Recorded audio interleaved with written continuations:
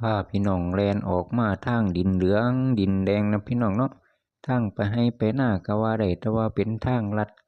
ออกมาบ้านหน้าขามบ้านดงพัฒนาครับ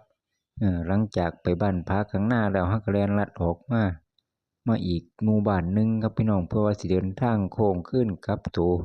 อำเภอน้ำโสมคือเก่าเนาะพี่น้องแต่ว่าทางเสนีกับทางลัดมานำให้น้ำหน้าเพิ่นลองพาพี่น้องมาเบิ่งวิวทิวทัศน์ตามฝั่งซ้ายมือขวามือตามให้ตามหน้าที่พี่น้องเพิ่นพากันมาปลูกอ้อยปลูกมันสำปะหลังปลูกยางพาราเนาะพี่น้องเนาะน้ำข้างทางกับเบิ่งวิวพร้อมเพิ่นเก่าหินลูกกวดหินยังมาเทดอกพี่น้องแต่ว่าฝนตกมาเพิ่นน้ำเซาะน้ำไหลน้ำทางก็ได้เป็นหลุมเป็นบ่อการสัญจรไปมาก็รู้สึกว่าสิลำบากแน่เนาะพี่น้อง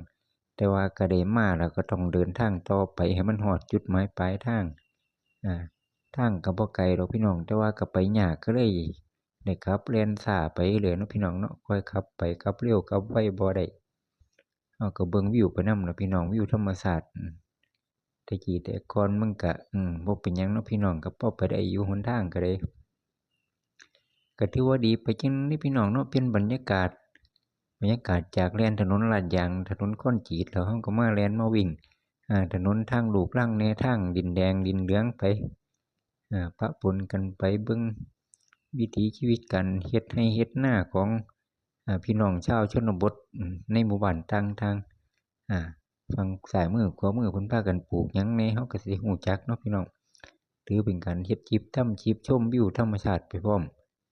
แล้วก็เบิ่งพร้อมว่าแต่ละท้องถิ่นเพิ่นทำการเกษตรแบบใดเนาะพี่น้องเนาะการเกษตรทำไร่ทำนาเฮ็ดแบบใดเนาะพี่น้อง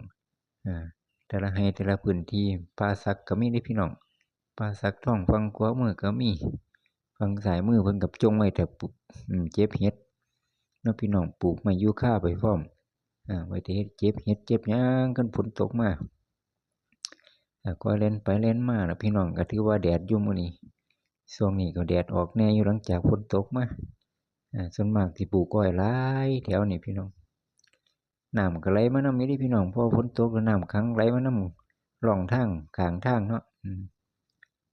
เอาท่าเด้อล่ะพี่น้องเนาะโอ้เดี๋ยวมาทางเส้นนี้โดนนานแล้วบ่ได้ลัดมาทางเส้นนี้นานแล้วก็พอดีก็ได้โอกาสมาก็เลยพาพี่น้องแวะมาเบิ่งมาชมเปลี่ยนบรรยากาศไปพร้อมเนาะบรรยากาศแล่นน้ำทางแบบนี้ไปพร้อมโอ้พบดีเนาะพี่น้องถือว่าเป็นการขับมอไซค์วิบากก็ว่าได้เนาะพี่น้องเนาะการแข่ง